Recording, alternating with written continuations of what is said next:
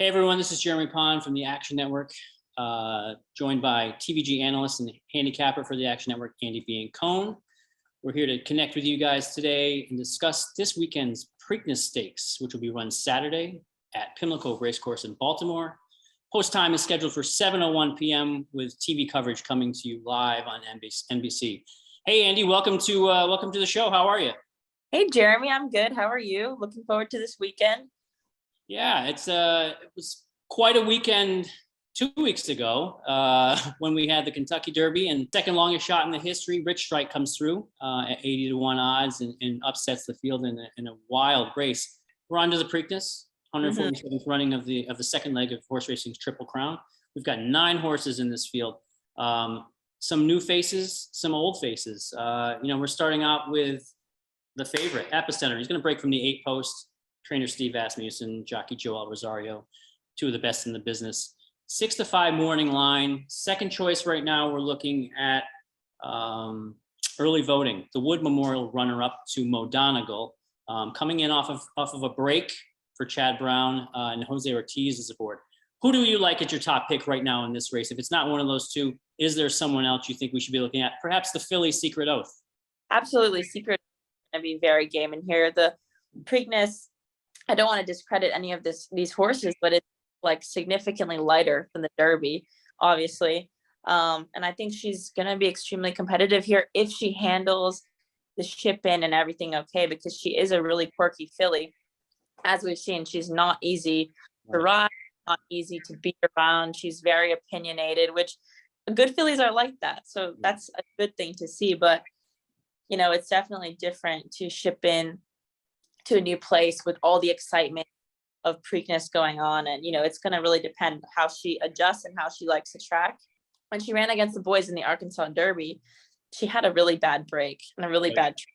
Still managed to finish 3rd. So I'm really not concerned about her going against the boys in here. And for my personal, right now, if I'm looking at and making a bet today on the futures wagering market, I'm going to target early voting. I think, he's going to break from a good position on the 5.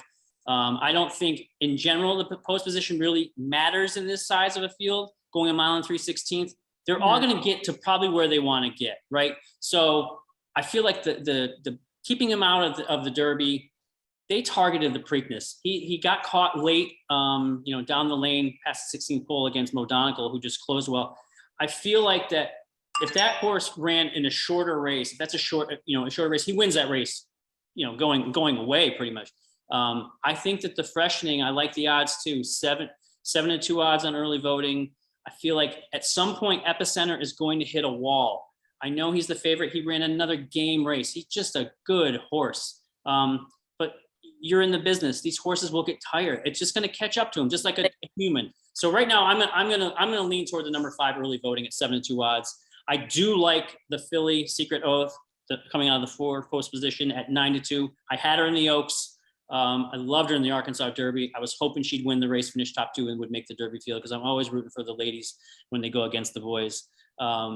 So I think those are the 2 for me. If you had to pinpoint one horse right now you're going to pick, who would it be? And then also, if there's somebody underneath, a long shot horse, Creative Minister, you've got a very good trying horse in Simplification who always seems to be there. Is there somebody else we should be looking at outside of that? I definitely like Simplification for underneath, just because I feel like this horse is so full of try and he's always very consistent. So can't take that away from him, but he's definitely not my top choice. Secret Oath, I love her. She's incredible. If she handles everything, I think this is going to be the perfect spot for her.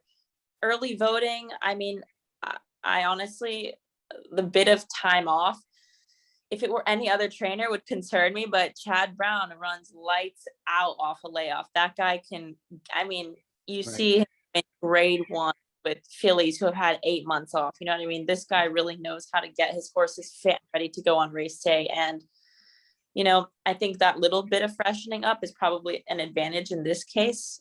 So early voting for a bit of a price is very good. Epicenter, I've never seen early voting up close physically. And Epicenter, I just have to say, is a remarkable animal just physically. I've seen him on TV only up until the Kentucky Derby. And when I saw him in person, I was like jaw on the floor, stunning horse. I mean, like, I was just drooling,